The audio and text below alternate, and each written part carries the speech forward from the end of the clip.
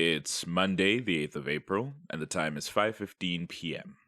My name is Dingane, and I come to you today with renewed vigor. After a weekend of half-hearted job hunting, finally trying my hand at a sourdough starter and otherwise general malaise, I have returned to my little project. And by little, of course, I mean incredibly ambitious. I think I was coasting on grand emotions and lofty ideation when I decided to do this. As it turns out, it's going to be a lot more involved.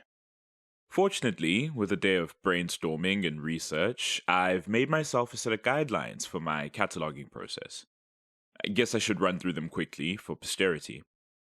Cataloging will be performed for each item in three parts: identification, digitization, and storage. This will probably vary depending on what category of item we're dealing with, which so far seem to be books, personal diaries, and loose documents. Books will be the simplest to deal with. In terms of identification, it'll be details like the title, author, published date, ISBN if it's available, and maybe a brief synopsis. Storage is TBD at the moment. I'll probably send them home to keep in my father's garage. Or maybe I'll get a real, narrow, tall bookshelf, clutter my room even further. The shelf would help to keep the diaries as well. There's only 3 of them, and nothing really to identify them on the outside. Hopefully, diving into them will give me a sense of who they belong to and when they're from. The loose pages are the most numerous and variable, so that'll likely be the bulk of the work. For the first time in a decade, I went to the stationery aisle at the supermarket today and picked up some plastic files. These will be for storing the documents, keeping them ordered, somewhat protected from damage or weathering, or further damage or weathering in some cases. Digitization is going to be the most involved part of the process. For the books, it's a bit of a non-starter. These are encyclopedias, history books, the occasional novel, so there's not really much sense in it. Some of these might very well already have digital copies online. For everything else, I'll be making digital scans, and from there, it's a conditional workflow. If the item was produced digitally, I'll be using a dodgy online service to lift the text and make it usable. If the item is handwritten, I'll be dictating it into a speech-to-text application to get most of the text in easily and then fixing any input errors after the fact. I've gotten carpal tunnel before, and the memory's fresh enough that I'd like to do as little typing for this as possible. Obviously, if an item was produced in Zulu, I'll have to do twice the dictation, so I have the original text and the English interpretation on record. For this audio log part of the project, though, I'll just leave in the English version. Goodness knows the next generation of my family is going to have a far worse Zulu proficiency than I do. I mean, not to suggest there's definitely going to be a next generation. Come on, climate catastrophe. Also, my very low likelihood of having kids. But maybe my siblings have plans I don't know about. That's as much as there is to cover about the process for now. But I'm feeling a lot more confident about this project, now that I've had some time to prepare. Who would have thought you can actually get things done when you have a plan in place? Not me, apparently. Or I probably wouldn't have jumped 3 career fields in twice as many years. Or forgotten to get eggs at the supermarket this morning. Or killed my sourdough starter. I forgot to feed it twice in a row, and now it's just a stodgy mess in an old jug. Anyways, for this entry, I'll be dictating File 1, Entry 2, which seems to be another short story in my father's hand. It's written in pencil on a couple of older pages, blue lines on yellowish-brown paper, and the left sides are all jagged. It was likely ripped out of a jotter. This one's almost entirely in English, though, so this should be a much easier go. Once upon a time, there was a valley surrounded by many hills, where one river flowed into another, and together they snaked through the land. The sun shone endlessly, and the rolling grasses and swaths of trees marked the land in brilliant green. Many had built their homesteads in this valley. So many, in fact, that they had formed a large village. The more bountiful families lived at the heart of the valley, where the river pooled, watering their crops and feeding their cattle, while the families that had moved here from steeper, rockier land, with few grains and lean livestock in their possession, had settled on the surrounding slopes. To one such family belonged a young woman, a beauty even amongst the most beautiful in the valley. Now 2 years come of age, she was to be married. Iqigiza. The woman's mentor in the village came to their home, bringing an expression of interest from a man in one of the central homesteads. He had seen her fetching water and marveled at her beauty, and wished her to be his wife. The young woman's parents were pleased by this news, as the man's reputation was known. His homestead was large, his cattle plenty, and he still bested warriors younger and more agile than him in combat. The young woman was also aware of him. She and her age mates would often hear gossip when the older women congregated along the river.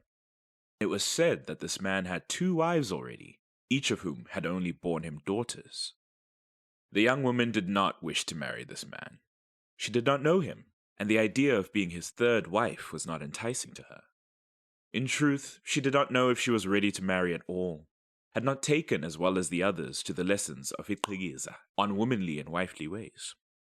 She knew that, by custom, she could refuse to meet with this man, but when she spoke to her parents, it seemed she would not have her way. Her father bellowed of her foolishness to think of refusing such a man, when their own kraal was sparse and her younger brothers would have to marry in a few years themselves. Her mother's reproach was softer, and she cautioned the young woman to see the expression as a good sign. There were men who clung to dead traditions and would have stolen her away while she fetched water. And so it was that the young woman agreed to meet with this man. She went with Iqigiza to her home, and the man came then to speak to her under the supervision of her mentor. He was not unattractive, the woman supposed, tall and strong, and had come dressed in fine leathers and furs. He gave to her a bundle of millies from his homestead's harvest, and told her that she would want for nothing if she became his wife. With her mother's words in her heart, she gave the man a bracelet she had made for him the night before, and assured him she would care for him as a husband required. Iqigiza, pleased with the conversation, sent them off to their homes to begin their preparations. Nearly 2 weeks passed as the marriage customs were carried out. The man and his uncles came to the young woman's home to speak with her father, bringing 24 cattle with them to pay the bridal price. Her mother and aunts, while regaling her with tales of their own wedding days, helped her weave reed mats and blankets, and make clay pots, all which she would take with her to make her new home. Even her older sister, who she had not seen in some time, traveled across the valley from where her family lived to join the procession. She stayed with the young woman in the hut they had shared as children, and advised her on the more private matters of marriage, away from the ears of the older women. It was on that night, the last night she was to spend in her home, her father's home, she supposed, that she dreamed of Rainclouds. Storms were something to be respected in her village, to be feared as they passed by, but the young woman had never been scared, even as a child. Secretly, she was thrilled by them. The flashes of lightning excited her, streaks of brilliant white like nothing she had seen anywhere else, then gone as soon as she'd seen them. The rolls of thunder stilled her, deep and rumbling as they passed through the land. And the rain, oh, the rain. To smell it in the air as neighbors covered their huts and hurried indoors. To see the first drops splash against the earth and the river begin to churn. To hear the rush of showers as she slept on her mat, letting it soothe her right to sleep. Sometimes she would sit and watch when rain clouds gathered, knowing they would shed their weight over some other village half a day away, and imagine herself carried away on those clouds. In her dream, the woman saw with much surprise she had done just that.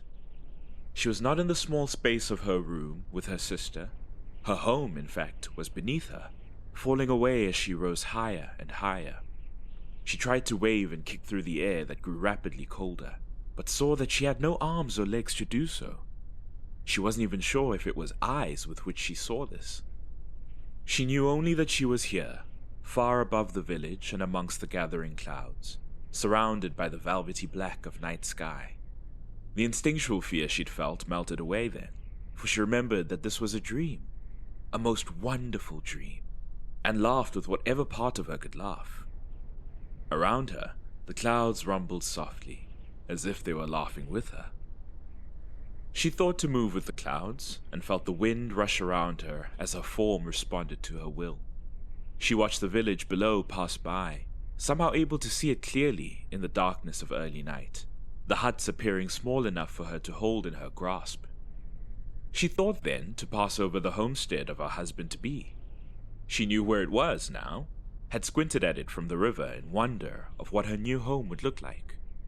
Perhaps this dream was the ancestors blessing her with the vision of it, of the family she was to join, the man's wives who would now be like sisters to her, and what they were like. Such knowledge would certainly calm her nervous heart and make it easier for her to be a dutiful wife. She knew the homestead when she spotted it.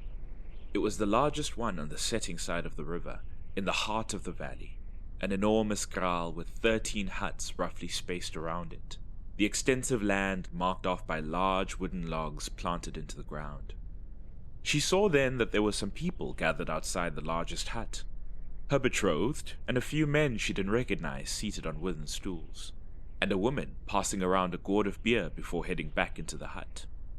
Their mouths moved in the darkness as they drank, and cackled, and spat phlegm onto the sand, but she could not hear them. It seemed her hearing here did not work as well as the sight did. She thought to move closer, that she might hear them better, and suddenly, she fell. She was on the ground before she even realized it had happened. She felt no pain, only disoriented from the sudden change in her view. Gone was the night sky, replaced by the walls of huts and the faces of strange men. Oddly, none of them were moving. It wasn't the sluggish slow of drunkenness that she had seen in her father and uncles, and on occasion, one of her aunts. The men were absolutely still of body and face. It was then that she heard something. Voices, muffled at first and distant, like she was catching a conversation across the field. The voices grew closer and louder though, and she couldn't believe the words when they became more clear. She heard a woman quietly offering beer, and her husband-to-be shouting that there had better be enough for tomorrow's ceremony, or they would have words after. She heard him mutter to his friends what worth a bride is if she cannot brew beer or bear a son. She heard their laughter and their assurances that his new flower was freshly bloomed, and so his chances were much greater now. Something burned in the young woman's heart in a way it hadn't before. She had known broadly that some men were like this, but to hear it told was something else entirely. Deciding she wished to hear nothing further, she thought to be far away from this place, and she was gone as quickly as she had come. But her ascent, she noticed, was not as silent as her descent. She heard and felt a rushing, rumbling roar pass her by as she returned to the sky. From her place in the clouds, she looked down on the homestead and saw that the thatched roof of the largest hut was on fire. In a panic, she descended once more to the valley, hoping to warn them, to rouse a call for water to be fetched before the fire spread. When she alighted again, she was in front of her betrothed, he and his friends once more unmoving, but now upright and in the motion of leaping away from the hut. She reached out to touch his shoulder, forgetting she had no hands, and something flashed and blinded her briefly. When her vision settled, she saw the man once more, his face frozen in a scream. She tried to step away, but could not, feeling somehow that she was rooted to the spot. Seeing no other option, she returned to her clouds, hoping to descend closer to one of the other huts and call for help. When she fell a third time, she alighted near the kraal at the center of the homestead, and could only stare in horror at the frozen sight. The thatched roof was ablaze, fire looking to leap off to anything nearby. A woman and two young girls carried clay pots, spilling with water as they ran out from one of the smaller huts. And there in the space before the largest one, the strange men were now joined by others, all crowded with contorted faces around a figure on the ground. The young woman gasped with whatever part of her could draw breath, as the cries of anguish grew louder and closer, and she saw her husband-to-be lying lifeless, steam rising off his body, his leathers marked with sharp black lines. Around him, the grass was streaked in a jagged pattern that spread out in every direction. The young woman retreated to her clouds at once, whirled herself back across the sky, back across the valley to her own homestead. She did not want to be in this horrid dream any longer, and she hoped that if she returned to her own home, to her sleeping body, she would somehow wake from this nightmare. She slowed when she saw the quartet of huts and its humble kraal built into the slope, and hurried herself down through the hole in the thatched roof, alighting on her reed mat. She felt, then, that she had arms and legs to move, so she pulled them close to her body and shut her eyes, willing herself to wake. The sun was rising when the young woman opened her eyes again, though it felt like only seconds had passed. She rolled onto her side and looked around, seeing the close walls of her hut, and her sister still asleep an arm's length away from her. She exhaled deeply, relief flooding through her, and had to stop herself from laughing as she pushed herself upright. When her hands pressed against the mat, she felt something like dust or chalk on her palms. She looked down and saw that it was soot, blackened remains where the reeds had somehow been burned. When she bolted upright to look at the mat, she saw that the soot was in the outline of her sleeping form. She would learn that morning that a storm had rolled through the valley at night with little warning. 3 huts were mostly destroyed in the homestead she was meant to move into, caught in a fire before they could put it out. Her husband-to-be had passed away before sunrise. He had apparently been struck by lightning. Okay, so it appears we're seeing a trend. I mean, statistically we'd need a third instance to make that assumption, but still, I think it's safe to say my dear old dad was a secret spook. I realize that as far as secret hobbies your parents keep, a little creepy fiction writing is far from the worst thing you could find.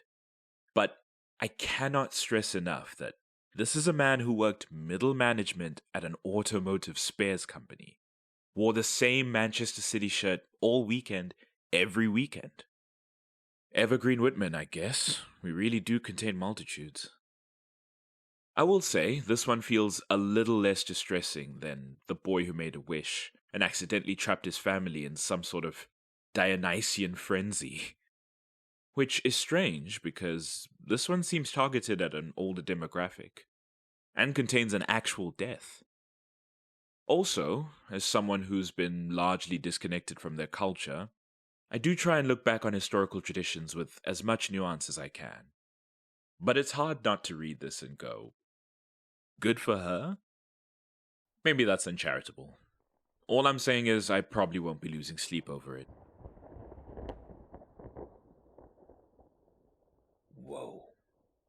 That's weird. The sky is mostly clear outside. See now, my mother would call that some kind of sign, but in reality, probably just a storm out in the horizon.